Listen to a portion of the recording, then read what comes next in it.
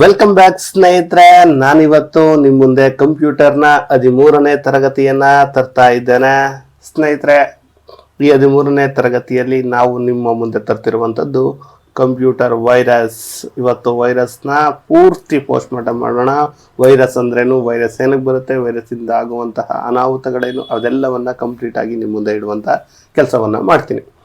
ಅದಕ್ಕಿಂತ ಮುಂಚೆ ನಾವು ಈಗಾಗಲೇ ಕವರ್ ಮಾಡಿರುವಂತಹ ಟಾಪಿಕ್ಗಳು ನಿಮಗೆ ಗೊತ್ತಿದೆ ಅನ್ಸುತ್ತೆ. ಕಂಪ್ಯೂಟರ್ನ ಇತಿಹಾಸ, ಕಂಪ್ಯೂಟರ್ನ ಯಾವುದು ತಲೆಮಾರುಗಳು, ತಂತ್ರಜ್ಞಾನ, ಹಾರ್ಡ್ವೇರು, ಸಾಫ್ಟ್ವೇರು, ಹಾರ್ಡ್ವೇರಲ್ಲಿ ಮತ್ತೆ ಇನ್ಪುಟ್ ಸಾಧನಗಳು ಎಲ್ಲವನ್ನ ಕಂಪ್ಲೀಟ್ ಮಾಡಿದ್ದೇವೆ. ಅದಾದ ಮೇಲೆ MS ವರ್ಡ್ ಆಗಿದೆ. ಇಂಟರ್ನೆಟ್ ಬಗ್ಗೆ ಕೂಡ ಇನ್ಫಾರ್ಮೇಶನ್ ಅನ್ನ ಕೊಟ್ಟಿದ್ದೇವೆ. ಅದರ ಮುಂದುವರಿದ ಭಾಗ ವೈರಸ್ ಆಗಿರುವಂತದ್ದು. ಇವತ್ತು ನಾವು ವೈರಸ್ ಬಗ್ಗೆ ಕ್ಲಿಯರ್ ಆಗಿ ನೋಡ್ಕೊಳ್ಳೋಣ.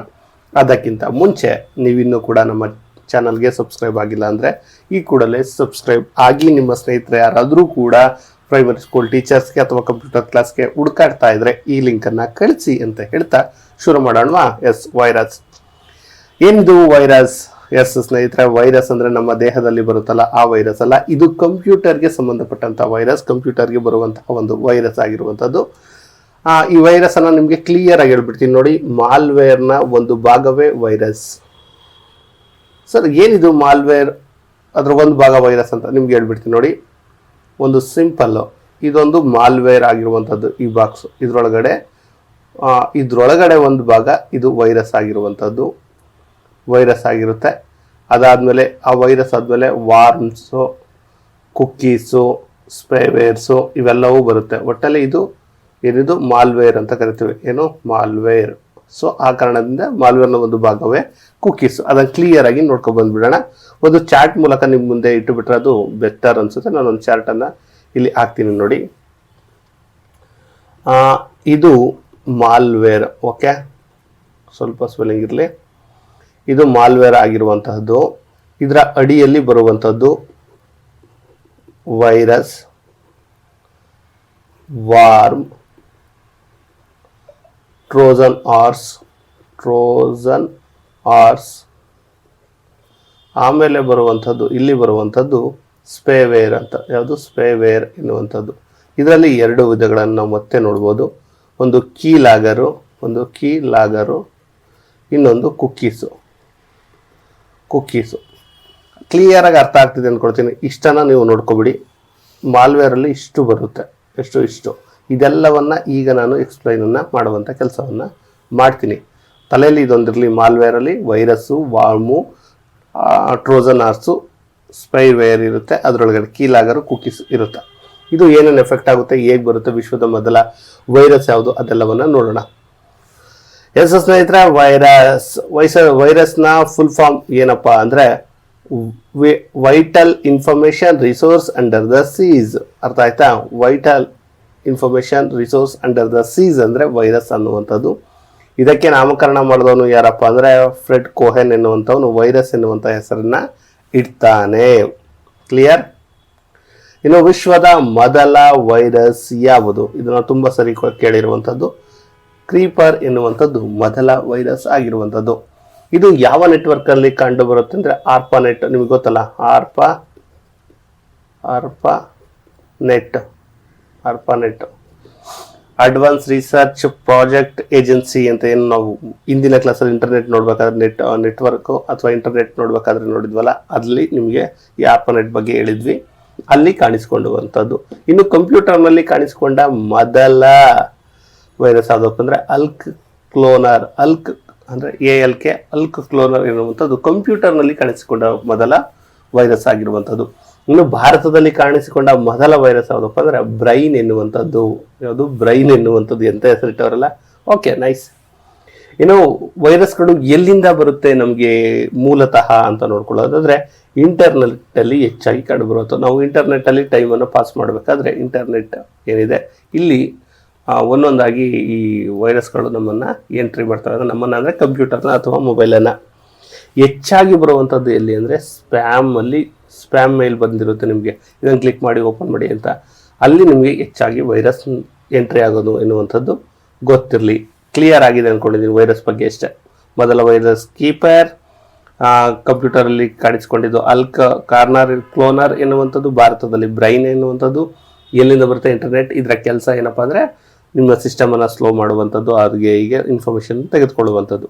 ವೈರಸ್, ಇನ್ನು ವೈರಸ್ನ full form vital information under ಏನಿದೆ full form vital information resource under the seize ಎನ್ನುವಂಥದ್ದು. Okay, clear. ಇಲ್ಲಿಗೆ ವೈರಸ್ ಕ್ಲಿಯರ್ ಆಯಿತು ಅಂದ್ಕೊಳ್ಳೋಣ. ಈಗ ನಾವು ಮುಂದಿನ ಭಾಗ ವಾರ್ಮನ್ನು ನೋಡೋಣ. ವಾರ್ಮ್ಸ್ ಸ್ನೇಹಿತರೆ, ಈ ವಾರ್ಮ್ಸ್ ಅನ್ನುವಂಥದ್ದು ಏನಿದೆ ಸೆಲ್ಫ್ ವೇರಿಯಂಟೆಡ್, ಅಂದರೆ ಸ್ವಯಂ ವೃದ್ಧಿ ಹೊಂದುವಂತಹದ್ದು. ಸಿಂಗಲ್ ಆಗಿ ಬಂದು ಹೆಚ್ಚು ಮಾಡ್ತದೆ. ಸಿಂಗಲ್ ಸಿಂಹ ಅನ್ನುವಂತೆ ಸಿಂಗಲ್ ಆಗಿ ಬಂತು, ಒಂದು ಬರುತ್ತೆ, ಅದು ಬಂದು ಅದನ್ನು 1ರಿಂದ 10 ಆಗುತ್ತೆ, 10ರಿಂದ 1000 ಆಗುತ್ತೆ, 1000ದಿಂದ 10,000 ಆಗುತ್ತೆ. ಇದು ಯಾವುದರಿಂದ ಬರುತ್ತೆ ಅಂದರೆ ಅನ್ನೋನ್ ವೆಬ್ಸೈಟಿಂದ ಬರುತ್ತೆ, ಗೊತ್ತಿಲ್ಲದ ವೆಬ್ಸೈಟಿಂದ ಬರುತ್ತೆ. ಈಗ ನಾವು ಯಾವುದೋ ಒಂದು ಫ್ರೀ, ಈಗ ತಮಿಳು ರಕರ್ತ ಆ ಥರ ಈ ಥರ ಅಂತ ಹೇಳ್ಬಿಟ್ಟು ಫ್ರೀ ವೆಬ್ಸೈಟ್ಗಳು ಸಿಗುತ್ತೆ, ಅಲ್ಲಿ ಮೂವಿ ಡೌನ್ಲೋಡ್ ಮಾಡ್ತೀವಲ್ಲ ಅದರೊಳಗಡೆ ಬರುತ್ತೆ, ಒಂದು ಸರಿ ಬರುತ್ತೆ. ನಿಮಗೆ ಗೊತ್ತಿದೆ, ನಮ್ಮ ಈಗ ಲ್ಯಾಪ್ಟಾಪಲ್ಲಿ ಮಲ್ಟಿ ಟ್ಯಾಬ್ಗಳನ್ನು ಓಪನ್ ಮಾಡೋದು, ಒಂದರಲ್ಲಿ ಓಪನ್ ಆಗಿದ್ರೆ ಅದು ಮತ್ತೊಂದಕ್ಕೆ ಅಟ್ಯಾಚ್ ಆಗಿ ತುಂಬ ದೊಡ್ಡದಾಗಿ ಆಗುತ್ತೆ. ಅದಕ್ಕೋಸ್ಕರ ನೀವು HTTPಯನ್ನು ಬಳಸಬಾರ್ದು, ಇದು ಸುರಕ್ಷಿತವಲ್ಲ. HTTPS ಇದೆಯಲ್ಲ, ಇದು ಸುರಕ್ಷಿತವಾಗಿರುತ್ತೆ.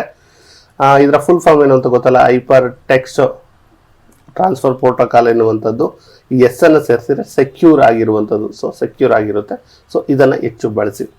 ಈಗ ನಿಮಗೆ ಇದು ಹೆಂಗೆ ಬಂದಿದೆ ಹೇಗೆ ಅಂತ ಗೊತ್ತಾಗೋದು ಅಂದರೆ, ಹ್ಯಾಂಗಾಗುತ್ತೆ ಮೊಬೈಲ್ ಫೋನ್ ಇದ್ದಕ್ಕಿದ್ದಂಗೆ ಹೀಟ್ ಆಗುತ್ತೆ, ಅದೆಲ್ಲವೂ ನಿಮಗೆ ಗೊತ್ತಾಗುತ್ತೆ. ಇದೇನಕ್ಕೆ ಜಾಸ್ತಿ ಇದು ತೊಂದರೆ ಕೊಡುತ್ತೆ ಅಂದರೆ ಹಾರ್ಡ್ ಡಿಸ್ಕಿಗೆ ಹಾನಿಯನ್ನು ಉಂಟು ಮಾಡುತ್ತೆ. ಸೊ ನೀವು ಯಾವಾಗಾದರೂ ಆಗಲಿ ಸ್ವಲ್ಪ ಆದಷ್ಟು ಅಕ್ಯುರೇಟು ಮತ್ತು ಅಫಿಷಿಯಲ್ ವೆಬ್ಸೈಟಿಂದ ನೀವು ಇದನ್ನು ಡೌನ್ಲೋಡ್ ಮಾಡ್ಕೋಬೇಕಾಗುತ್ತೆ. ಮೂವಿಗಳಿರ್ಬೋದು, ಅದಿರ್ಬೋದು, ಕಡಿಮೆ ಸಿಗುತ್ತೆ ಅಂತ ಥರ್ಡ್ ಪಾರ್ಟಿ ಆ್ಯಪ್ಗೆ ಹೋದರೆ ಈ ರೀತಿ ಆಗುವಂಥದ್ದು ನಿಮಗೆ ಗೊತ್ತಾಗುತ್ತೆ. ಇನ್ನು ಮುಂದೆ ಇದನ್ನು ವಾರ್ಮ್ದು. ಇನ್ನು ಮುಂದಿನದ್ದು ಅಂದರೆ ಟ್ರೋಜನ್ ಆರ್ಸ್. ಓಕೆ, ಟ್ರೋಜನ್ ವಿಶ್ವದ ಮೊದಲ ವೈರಸ್ ಕ್ರೀಪರ್, ನಾನು ಆಗಲೇ ಹೇಳಿನಲ್ಲ, ಅದು ಯಾವ ವಿಧಕ್ಕೆ ಸೇರಿದು ಅಂದರೆ ಈ ಟ್ರೋಜನ್ಗೆ ಸಂಬಂಧಪಟ್ಟಿರುವಂಥದ್ದು. ಇದೇಗೆ ಬರುತ್ತೆ ಅಂದರೆ ಫೇಕ್ ಸಾಫ್ಟ್ವೇರ್ ಇಲ್ಲ ಪ್ರೋಗ್ರಾಮ್ ಇಂದ ಬರುವಂಥದ್ದು. ನಿಮ್ಗೆ ಅಲರ್ಟ್ ಬರುತ್ತೆ, ನಿಮ್ಗೆ ನೆನಪಿರಲಿ, ನಿಮ್ಮ ಮೊಬೈಲಲ್ಲಿ ಬರೋದು ಕ್ಲೀನಪ್ ಅಂದರೆ ಒಂದು ಮೆಸೇಜ್ ಬರುತ್ತೆ, ನಿಮ್ಮ ಸ್ಟೋರೇಜ್ ಫುಲ್ ಆಗಿದೆ, ಕ್ಲೀನ್ ಮಾಡ್ಕೊಳ್ಳಿ, ಕ್ಲೀನಪ್ ಸಾಫ್ಟ್ವೇರ್ ಇದೆ, ಕ್ಲೀನ್ ಮಾಡ್ಕೊಳ್ಳಿ ಅಂತ ಒಂದಿರುತ್ತೆ. ನೀವು ಅದನ್ನು ಡೌನ್ಲೋಡ್ ಮಾಡಿ ಅಂತ ತೋರಿಸುತ್ತೆ. ಡೌನ್ಲೋಡ್ ಮಾಡಿದ್ರೆ ನೀವೊಂಥರ ಬಾಹುಬಲಿ ಇದ್ದಂಗೆ ಡೌನ್ಲೋಡ್ ಹಾಕಿ ಎಲ್ಲ ಕ್ಲೀನ್ ಮಾಡೋಣ ಅಂತ ಹೋಗ್ತೀರಾ. ಆಮೇಲೆ ಅದು ನೀವೇನು ಡೌನ್ಲೋಡ್ ಮಾಡ್ತೀರಾ ಆ ಆಪೇ ಸಿಗದಂತ ಆಗುವಂಥದ್ದು. ಆ ಡೌನ್ಲೋಡ್ ಆದಾಗ ಸಿಗೋದೇ ಇಲ್ವಲ್ಲ, ಆ ಸಾಫ್ಟ್ವೇರ್ ನಿಮ್ಮ ಬ್ಯಾಕ್ಗ್ರೌಂಡಲ್ಲಿ ಅಂದರೆ ಮೊಬೈಲ್ ಬ್ಯಾಕ್ಗ್ರೌಂಡಲ್ಲಿ ಕೂತ್ಕೊಳ್ಳುತ್ತೆ. ಅದೇನೇನು ಬೇಕೋ ಆಟ ಅದೆಲ್ಲ ಮಾಡುತ್ತೆ. ಫಾರ್ ಎಕ್ಸಾಂಪಲ್, ಈಗ ನೀವು ಕೆಲಸ ಮುಗಿಯುತ್ತೆ, ಮಲಗಿರ್ತೀರ, ನೀವು ಚಾರ್ಜ್ ಹಾಕಿ ಮಲಗಿದಾಗ ಟ್ರೋಜನ್ ಸಾಫ್ಟ್ವೇರ್ ತನ್ನ ಕೆಲಸವನ್ನು ಶುರು ಮಾಡುತ್ತೆ. ಈಗ ಅಮೆಝಾನಲ್ಲಿ ನೀವೇನೋ ಕೊಂಡ್ಕೊಂಡಿರ್ತೀರಾ, ಕೊಂಡ್ಕೊಂಡಾದ್ಮೇಲೆ ಅದ್ರ ರೇಟಿಂಗ್ ಬೇಕು ಅಂತ, ರೇಟಿಂಗ್ ಮಾಡೋದೇ ಒಂದು ದೊಡ್ಡ ಸಾಹಸ, ಗೊತ್ತಲ್ಲ. ರೇಟಿಂಗ್ ಜಾಸ್ತಿ ಬಂದರೆ ಕಸ್ಟಮರ್ ಜಾಸ್ತಿ ಬರುತ್ತೆ. ಆ ರೇಟಿಂಗನ್ನು ನೀಡುವಂಥ ಕೆಲಸವನ್ನು ಮಾಡುತ್ತೆ. ಇಲ್ಲ ಫೇಸ್ಬುಕ್ಕಲ್ಲಿ ಯಾವುದೋ ಒಂದನ್ನು ಪೋಸ್ಟ್ ಮಾಡುವಂಥ ಕೆಲಸವನ್ನು ಮಾಡುತ್ತೆ. ಹೀಗೆ ಶಾಪರ್ ಸದ್ದು ಮಾಡುತ್ತೆ, ಹಾಗೆ ಹೀಗೆ ಎಲ್ಲ ನಿಮ್ಗೆ ಗೊತ್ತಿರುವಂಥದ್ದು. ಅಂದರೆ ಈಗ ಶಾಪ್ಗಳಿರುತ್ತೆ, ಅಲ್ಲಿ ನಿಮ್ದೇನಿರುತ್ತೆ ಅದೆಲ್ಲವನ್ನು ಇದು ಮಾಡುವಂಥದ್ದು. ಅದರಿಂದ ನೀವೇನು ಮಾಡ್ಬೋದು ಅಂದರೆ ಪ್ಲೇಸ್ಟೋರು ಮತ್ತು ಆಪಲ್ ಸ್ಟೋರ್ಗಳಲ್ಲಿ ಏನು ಸೆಕ್ಯೂರ್ ಆಗಿರುವಂತಹ ಇದಿರುತ್ತೆ, ಆ್ಯಪ್ಗಳು, ಆ ಆ್ಯಪ್ಗಳನ್ನು ಡೌನ್ಲೋಡನ್ನು ಮಾಡ್ಕೊಳ್ಳಿ. ಅದರ ಬಿಟ್ಟು ಥರ್ಡ್ ಪಾರ್ಟಿ ಆ್ಯಪಿಂದ ನೀವು ಏನೋ ಆ್ಯಪ್ಗಳನ್ನು ಡೌನ್ಲೋಡ್ ಮಾಡಿಕೊಂಡ್ರೆ ಈ ಟ್ರೋಜನ್ ಆರ್ಸ್ನವರು ಗುಮ್ತಾರೆ. ಓಕೆ. ಇನ್ನು ಮುಂದಿನದ್ದು ಅಂದರೆ ಸ್ಪೈವೇರ್ ಅಂದರೆ ಗೊತ್ತಿರಲಿ, ಮಾಹಿತಿಯನ್ನು ಕದಿಯಲು ಇದನ್ನು ಬಳಸಲಾಗುತ್ತೆ. ಇದರಲ್ಲಿ 2 ವಿಧಗಳಿವೆ, ಒಂದು ಕೀಲಾಗರು ಮತ್ತೊಂದು ಕುಕೀಸು. ನಾವು ಮೊದಲಿಗೆ ಕೀಲಾಗರ್ನ ನೋಡೋಣ. ನಿಮ್ಮ ಕಂಪ್ಯೂಟರ್ನಲ್ಲಿ ಈ ಕೀ ಸ್ಪೈವೇರ್ ಬಂದರೆ, ಅಂದರೆ ಕೀಲಾಗರ್ ಏನೋ ಬಂದುಬಿಟ್ರೆ ಹೇಗೆ ಅಂದರೆ, ನೀವು ಸಿಸ್ಟಮಲ್ಲಿ ಏನಾದರೂ ಟೈಪ್ ಮಾಡಿದರೆ ನಂಬರು ಅಕ್ಷರಗಳು ಎಲ್ಲ ಆ ಸ್ಪೈವೇರ್ನಿಂದ, ಅಂದರೆ ಕೀಲಾಗರಿಂದ ಬೇರೆಯವರಿಗೆ ಗೊತ್ತಾಗುವಂಥದ್ದು. ಈಗ ATMಗಳಲ್ಲಿ ಒಂದು ಚಿಪ್ಪನ್ನು ಇಡ್ತಾರಲ್ಲ, ಅಥವಾ ಈ ಕೀ ಲಾಗರ್ನ ಕೊಟ್ಟುಬಿಟ್ಟು ಅಲ್ಲಿ ಮಾಹಿತಿಯನ್ನು ಕದಿಯುವಂಥ ಕೆಲಸವನ್ನು ಇದ್ದಕ್ಕಿದ್ದಂಗೆ ನಿಮ್ಮ ATMಲ್ಲಿ ದುಡ್ಡು ಹೋಗಿರುತ್ತೆ, ಅಲ್ಲಿ ಇನ್ನೊಬ್ಬ ಬಂದು ಎತ್ಕೊಂಡು ಹೋಗ್ತಾನೆ. ಅದು ಹೇಗೆ ಅಂದರೆ ಈ ಕೀಲಾಗರ್ ಸಾಫ್ಟ್ವೇರನ್ನು ಅಳವಡಿಸಿರ್ತಾರೆ. ಅಲ್ಲಿ ನೀವೇನು ಟೈಪ್ ಮಾಡ್ತೀರ ಅದೆಲ್ಲವೂ ಇನ್ನೊಂದು ಸಿಸ್ಟಮಲ್ಲಿ ಅವರಿಗೆ ಗೊತ್ತಾಗುತ್ತೆ. ಸೊ ಅದರಿಂದ ಎತ್ಕೊಳ್ತಾರೆ. ಏನು ಉಳಿದಂತೆ ಕುಕ್ಕೀಸ್ ಬಗ್ಗೆ ನೋಡೋಣ. ಸ್ನೇಹಿತರೆ, ನೀವು ಈ ಸಿಸ್ಟಮ್ಗಳನ್ನು ಬಳಸುವಾಗ ನಿಮ್ಮೆಲ್ಲರಿಗೂ ಗೊತ್ತಿರುತ್ತೆ. ಅಂದರೆ ಈಗ ಈಗ ಸೈಬರ್ ಸೆಂಟ್ರಿಗೆ ಹೋಗಿರ್ತೀರಾ, ಸಿಸ್ಟಮ್ ಬಳಸಿರ್ತೀರಾ, ಅಲ್ಲಿಂದ ಹಿಸ್ಟ್ರಿ ಯಾರಿಗೂ ಗೊತ್ತಾಗಬಾರ್ದು ಅಂತ ಹಿಸ್ಟ್ರಿಯನ್ನು ಡಿಲೀಟ್ ಮಾಡಿ ಬರ್ತೀರಾ. ಯಾಕಂದರೆ ಸೈಬರ್ ಅಣ್ಣಂಗೆ ಗೊತ್ತಾಗಬಾರ್ದು, ಅಥವಾ ಏನಕ್ಕೆ ನಮ್ಮ ಹಿಸ್ಟ್ರಿ ಬೇರೆ ಯಾಕೆ ನೋಡಬೇಕು, ನಮ್ಮ ವೈಯಕ್ತಿಕ ಅಂತ ನೀವು ಡಿಲೀಟ್ ಮಾಡಿ ಬಂದಿರ್ತೀರಾ. ಆದರೆ ಕುಕೀಸ್ನ ನೀವು ಡಿಲೀಟ್ ಮಾಡೋಕ್ಕಾಗಲ್ಲ. ಯಾಕಂದರೆ ಕುಕೀಸ್ ಆಲ್ರೆಡಿ ನಿಮ್ಮ ಸಿಸ್ಟಮನ್ನು ಬಿಟ್ಟು ಮತ್ತೊಂದು ಸಿಸ್ಟಮ್ಗೆ ಕುಕೀಸ್ ನಿಮ್ಮ ಇನ್ಫಾರ್ಮೇಷನ್ನ ತೆಗೆದುಕೊಂಡು ಹೋಗಿರುತ್ತೆ. ಈಗ ಫಾರ್ ಎಕ್ಸಾಂಪಲ್ ನೀವು ಅಮೆಝಾನನ್ನು ಓಪನ್ ಮಾಡಿರ್ತೀರಾ, ಶಾಪಿಂಗ್ ಮಾಡಿರ್ತೀರಾ. ಶಾಪಿಂಗ್ ಮಾಡಬೇಕಾದ್ರೆ ಒಂದು ಚಿಕ್ಕದೊಂದು ಸಾಫ್ಟ್ವೇರು ನಿಮ್ಮ ಮೊಬೈಲ್ಗೆ ಬಂದಿರುತ್ತೆ, ಅದುವೇ ಕುಕೀಸ್. ಅಂದರೆ ನೀವೇನೇನು ತಗೊಂಡಿದ್ದೀರಾ, ನೀವು ಶಾಪಿಂಗ್ ಮಾಡಬೇಕಾದ್ರೇ ಬಂದುಬಿಡುತ್ತೆ. ಆಮೇಲೆ ನೀವೇನಾದರೂ ತಗೊಂಡಾದ್ಮೇಲೆ ನೀವು ಸ್ವಿಚ್ ಆಫ್ ಮಾಡಿದಕ್ಕೆ ಆ ಕುಕೀಸ್ ಅಲ್ಲಿಂದ ಮಾಯ ಆಗುತ್ತೆ. ಎಲ್ಲಿಗೆ ಹೋಗುತ್ತೆ? ನಿಮ್ಮ ಮೊಬೈಲ್ ಇದಾದರೆ ಇಲ್ಲಿಂದ ಎಲ್ಲಿಗೆ ಹೋಗುತ್ತೆ? ಅಮೆಝಾನ್ಗೆ ಹೋಗುತ್ತೆ. ಅಮೆಝಾನ್ಗೆ ಹೋಗ್ಬಿಡುತ್ತೆ. ಈಗ ಚಂದ್ರು ಇದ್ದಾರೆ, ಚಂದ್ರು ಏನೆಲ್ಲ ತಗೊಂಡ್ರು, ಪ್ಯಾಂಟ್ ತಗೊಂಡ್ರು, ಶರ್ಟ್ ತಗೊಂಡ್ರು, ಇದು ತಗೊಂಡ್ರು, ಮೊಬೈಲ್ ತಗೊಂಡ್ರು, ಇದು ತಗೊಂಡ್ರು. ಇಲ್ಲಿಂದ ನಿಮ್ಮ ಮೊಬೈಲಿಂದ ಕುಕೀಸ್ ಮಾಯ ಆಗುತ್ತೆ. ಎಲ್ಲಿಗೆ ಹೋಗುತ್ತೆ? ಇಲ್ಲಿಗೆ ಹೋಗುತ್ತೆ, ಅಲ್ಲಿ ಕೊಡ್ತಾರೆ. ಆಮೇಲೆ ನೀವೇನಾದರೂ ಓಪನ್ ಮಾಡಿ ಲಾಗೌಟ್ ಆಗ್ತೀರಾ ಅಮೆಝಾನಿಂದ, ನೀವು ಸುಮ್ಮನೆ ಸ್ಕ್ರಾಲ್ ಮಾಡ್ತಾ ಇರ್ತೀರ, ಫೇಸ್ಬುಕ್ಕನ್ನು, ಇನ್ಸ್ಟಾಗ್ರಾಮನ್ನು ಸ್ಕ್ರಾಲ್ ಮಾಡ್ತಾ ಇರ್ತೀರ. ಅವಾಗ ಬರುತ್ತೆ ನೀವೇನು ಈಗ ಹೆಡ್ಫೋನ್ ತಗೊಂಡಿರ್ತೀರ ಇಲ್ಲಿ ಅಂದ್ಕೊಳ್ಳಿ, ಹೆಡ್ಫೋನಿಗೆ ಸಂಬಂಧಪಟ್ಟಿದ್ದೆ. ಇನ್ನೊಂದು ನೀವೇನೋ ಮೊಬೈಲ್ ಸರ್ಚ್ ಮಾಡಿರ್ತೀರ, ಮೊಬೈಲ್ ಸರ್ಚ್ ಮಾಡಿದ್ದೇ ಬರ್ತಾ ಇರುತ್ತೆ. ಯಾಕೆ ಈಗ ಬರುತ್ತೆ ಅಂದರೆ ಅಲ್ಲಿ ಕುಕ್ಕೀಸ್ ಕಾರಣ. ಯಾವುದು? ಕುಕ್ಕೀಸ್ ಕಾರಣ. ಕುಕ್ಕೀಸು ಅಲ್ಲಿ ಇರುತ್ತೆ. ಸೊ ಇದನ್ನು ಹೆಂಗಪ್ಪ ಮಾಡ್ಬೋದು ಅಂದರೆ, ನೀವು ಗೂಗಲ್ಗೆ ಹೋಗಿ ಥರ್ಡ್ ಪಾರ್ಟಿ ಆ್ಯಪ್ ಕುಕ್ಕೀಸ್ ಏನಿದೆ ಅದನ್ನು ಡಿಲೀಟ್ ಮಾಡಿದರೆ, ಅಥವಾ ಅದು ಸೇವ್ ಅಂತ ಇರುತ್ತೆ, ಅದು ಸೇವನ್ನು ರಿಮೂವ್ ಮಾಡಿದರೆ ಬಚಾವಾಗ್ಬೋದು. ಇನ್ನೊಂದು ವಿಚಾರ ನಿಮ್ಗೆ ಗೊತ್ತಿಲ್ಲ, ಈಗ ಯೂಟ್ಯೂಬಲ್ಲಿ ಸರ್ಚ್ ಮಾಡ್ತಾ ಇರ್ತೀರಾ. ಯೂಟ್ಯೂಬಲ್ಲಿ ಸರ್ಚ್ ಮಾಡ್ಬೇಕಾದ್ರೆ ಈಗ ನನ್ನ ಕ್ಲಾಸನ್ನು ನೋಡ್ತಾ ಇರ್ತೀರಾ. ಈಗ ನೋಡ್ತಾ ಇದ್ದಾಗ ಪದೇ ನನ್ನ ಕ್ಲಾಸೇ ಟಾಪಿಗೆ ಬರುತ್ತೆ. ಯಾಕೆ ಹೇಳಿ? ಅದು ಕೂಡ ಕುಕ್ಕೀಸ್ನ ಕೆಲಸವೇ ಆಗಿರುತ್ತೆ. ಸೊ ನೀವು ಥರ್ಡ್ ಪಾರ್ಟಿ ಆ್ಯಪನ್ನು ಕುಕ್ಕೀಸನ್ನು ಡಿಲೀಟ್ ಮಾಡಿದರೆ ಇದು ಸ್ವಲ್ಪ ಕಡಿಮೆ ಆಗಬಹುದು. ಈಗ ನಮ್ಮೆಲ್ಲದರಲ್ಲೂ ಅದು ಇರುತ್ತೆ. ಏನೋ ಇದು DOS ಸೈಬರ್ ಸೆಕ್ಯೂರಿಟಿಯಲ್ಲಿ DAS ಅಂತಂದರೆ ಡಿನೈಲ್ ಆಫ್ ಸರ್ವಿಸ್. ನಿಮ್ಗೆಲ್ರಿಗೂ ಅನುಭವ ಇರುತ್ತೆ. ಅಪ್ಲಿಕೇಶನ್ ಹಾಕಿದ್ರೆ 404 ಎರರ್ ಬಂದಿರುತ್ತೆ. ಯಾಕೆ ಬರುತ್ತೆ?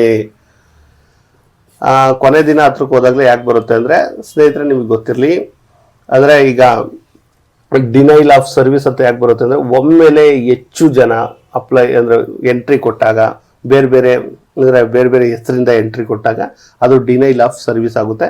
ನಿಮ್ಗೆ ಇಲ್ಲಿ ಇಂಪಾರ್ಟೆಂಟ್ ಆಗುತ್ತೆ. 404 ಎರರ್ ಅಂದರೆ ಏನು ಅಂತ ನಿಮ್ಗೆ ಗೊತ್ತಿರಬೇಕು. ಡಿನೈಲ್ ಆಫ್ ಸರ್ವಿಸ್ ಅಂತ. ಅದಾದಮೇಲೆ DDoS ಅಂತ ಇರುತ್ತೆ, ಡಿಸ್ಟ್ರಿಬ್ಯೂಟ್ ಡಿನೈಲ್ ಆಫ್ ಸರ್ವಿಸ್ ಅಂತ. ಇದು ಕೂಡ ಇಂಪಾರ್ಟೆಂಟ್ ಆಗುತ್ತೆ ಫುಲ್ ಫಾರ್ಮು. ಈಗ ಫಾರ್ ಎಕ್ಸಾಂಪಲ್ ಈ ಡಿನೈಲ್ ಆಫ್ ಸರ್ವಿಸ್ ಹೇಗಾಗುತ್ತೆ ಅಂದರೆ, ಫ್ಲಿಪ್ಕಾರ್ಟ್ ಏನಿರುತ್ತೆ, ಒಂದು ಅನೌನ್ಸ್ ಮಾಡುತ್ತೆ 2 ಗಂಟೆಗೆ 40,000 ಮೊಬೈಲನ್ನು ನಿಮಗೆ 30,000ಕ್ಕೆ ಕೊಡ್ತೀವಿ ಅಂತ.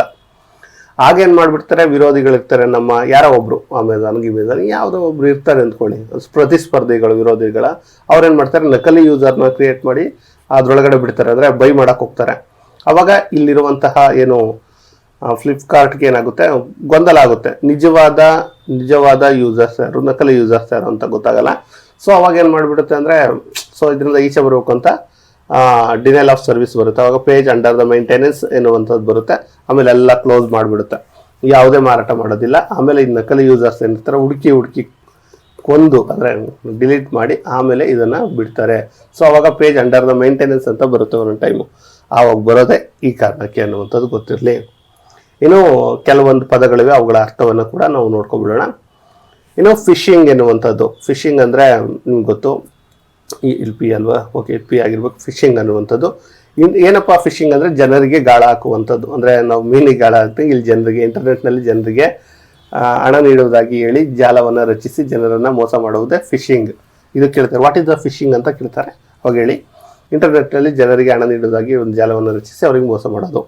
ಯಾವ ರೀತಿ ಇರುತ್ತೆ ಅಂದರೆ, ನೀವು ಮೊಬೈಲ್ ಗೆದ್ದೀರಾ, ನೀವು ಮಿಕ್ಸಿ ಗೆದ್ದಿದ್ದೀರಾ, ಮಾಹಿತಿಯನ್ನು ಅಂದರೆ ಹೇಳ್ತಾರೆ. ಅವಾಗ ಯಾವ ರೀತಿ ಕೊಡ್ತಾರೆ ಅಂದರೆ, ಇನ್ಫಾರ್ಮೇಷನ್ ಪಕ್ಕಾ ನಿಮ್ದು ಹಿಂಗೆ ತಲೆ ಮೇಲೆ ಹೊಡೆದಂಗೆ.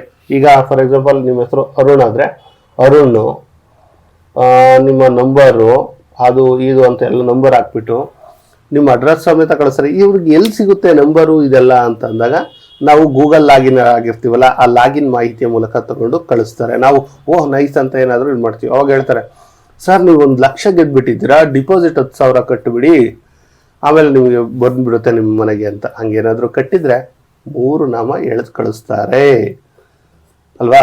ಆದರೆ ಈಗಿನ ಜನ ಬುದ್ಧಿವಂತರಿದ್ದಾರೆ. 1,00,000 ಗೆದ್ದಿದ್ರೆ ಅಂತ ಅಂದರೆ ಸರ್ ನೀವು 1 ಲಕ್ಷ ಕೊಟ್ಬಿಡಿ, ಇನ್ನು 10,000 ನಾನು ವಾಪಸ್ ಕೊಡ್ತೀನಿ, ಇಲ್ಲಾಂದ್ರೆ ಕಟ್ ಮಾಡ್ಕೊಂಡು 90,000 ಕೊಡಿ ಅಂತಾರೆ. ಓಕೆ, ಸಾಕು. ಇತ್ತೀಚೆಗೆ ಅಪ್ಡೇಟ್ ಆಗ್ತಿದ್ದಾರೆ. ಇನ್ನೊಂದು ಅತಿ ಮುಖ್ಯವಾದದ್ದು cyber bully. What is the cyber bully ಅಂತ ನಾವು ನೋಡ್ಕೊಳ್ಳೋದ್ರೆ, ನಕಲಿ ಐಡಿಗಳನ್ನು ಸೃಷ್ಟಿಸಿ ಕೆಲವರಿಗೆ ಬ್ಲ್ಯಾಕ್ ಮೇಲ್ ಮಾಡೋದು. ಅಂದರೆ ಯಾವುದೋ ಫೋಟೋ ತಗೊಳ್ಳೋದು, ಎಡಿಟ್ ಮಾಡೋದು, ನಿನ್ನ ಫೋಟೋಗಳನ್ನು ಸೋಷಿಯಲ್ ಮೀಡಿಯಾಗೆ ಬಿಡ್ತೀನಿ, ಇಲ್ಲ ಇಷ್ಟು ದುಡ್ಡು ಕೊಡು ಹೀಗೆ ಅಂತ. ಈ ಟೈಮಲ್ಲಿ ಕೆಲವರು ಸೂಸೈಡ್ ಕೂಡ ಅಲ್ವ, ಅದೆಲ್ಲವನ್ನೂ ಮಾಡ್ಕೊಳಕ್ಕೆ ಹೋಗ್ಬಾರ್ದು. ಯಾಕಂದರೆ ಯಾವನೇನು ಎದುರಿಸ್ತಾನೆ ಎದುರಿಸ್ಲಿ, ತಪ್ಪಿದ್ರೆ ತಪ್ಪು, ಹೌದು ತಪ್ಪು ನಾನು ಮಾಡಿದ್ದೀನಿ, ಅದಕ್ಕೋಸ್ಕರ ಯಾವನ ಎದುರಿಸ್ತಾನೆ ಅಂತ ಎದುರ್ಕೊಳ್ಳೋದು, ಆ ಥರ ಈ ಕೆಟ್ಟ ನಿರ್ಧಾರಗಳಿಗೆ ಕೈಗೊಡಬಾರ್ದು. ಈ ರೀತಿ ಮಾಡುವಂಥದ್ದನ್ನೇ ಸೈಬರ್ ಬುಲಿ ಅಂತ ಕರಿತೀವಿ. ಇನ್ನು ಉಳಿದಂತೆ ಸ್ನೇಹಿತರೆ, ಇಂಟರ್ನೆಟ್ ಬಗ್ಗೆ ಇದೆ, ಇನ್ನೂ ತುಂಬ ಇದೆ, ಇನ್ಫಾರ್ಮೇಶನ್ ಮಾಹಿತಿ ಇದೆ, ನಾಟು ಇವೆಲ್ಲವೂ ಇರುವಂಥದ್ದು. ಇನ್ನು ಕಂಪ್ಯೂಟರ್ಗೆ ಸಂಬಂಧಪಟ್ಟಂತಹ ತುಂಬ ಇದುಗಳಿದೆ, ಅವುಗಳನ್ನು ನೆಕ್ಸ್ಟ್ ಕ್ಲಾಸಲ್ಲಿ ಮಾಡ್ತೀನಿ. ಸ್ನೇಹಿತರೆ, ಈ ವಿಡಿಯೋ ಏನಾದರೂ ನಿಮಗೆ ಇಷ್ಟ ಆಯಿತು ಅಂದರೆ ತಪ್ಪದೆ ಒಂದು ಲೈಕನ್ನು ಮಾಡಿ, ಹಾಗೂ ನಿಮ್ಮ ಸ್ನೇಹಿತರು ಯಾರಾದರೂ ಕಂಪ್ಯೂಟರ್ ಕ್ಲಾಸ್ ಬೇಕು ಅಂತ ಕೇಳ್ತಾ ಇದ್ರೆ ಅವರಿಗೂ ಕೂಡ ಇದನ್ನು ಕಳಿಸಿ. ಇನ್ನು PDF ಬಗ್ಗೆ ಮಾಹಿತಿಯನ್ನು ಕೇಳಿದ್ರಿ ಸ್ನೇಹಿತರೆ. ಕ್ಲಾಸ್ಗಳು ನಿಮಗೆಲ್ಲವೂ ಉಚಿತವಾಗಿರುತ್ತೆ. PDF ಬಂದ್ಬಿಟ್ಟು ಅದಕ್ಕೆ ಅಂದರೆ ಕೆಲವೊಂದು ಚಿಕ್ಕ ಪುಟ್ಟ ಅಮೌಂಟನ್ನು ಪೇ ಮಾಡಬೇಕಾಗುತ್ತೆ. PDF ಅಂದರೆ ಮೇ ಬಿ ಎಷ್ಟು 100 ರೂಪೀಸ್ ಒಳಗಡೆ ಸಿಗುತ್ತೆ ಅಂತ ನಾನು ಭಾವಿಸ್ತಾ ಇದ್ದೀನಿ. ಕನ್ನಡ ಪಿ ಡಿ ಎಫ್ ನಿಮ್ಗಾಗಲೇ ಗೊತ್ತಿದೆ. ಕನ್ನಡ PDF ಕನ್ನಡ ಕ್ಲಾಸ್ಗಳಾಗಿದೆ, ಅದರ PDF ಏನಿದೆ ಕನ್ನಡ PDF 69 ರೂಪೀಸ್ ಇದೆ.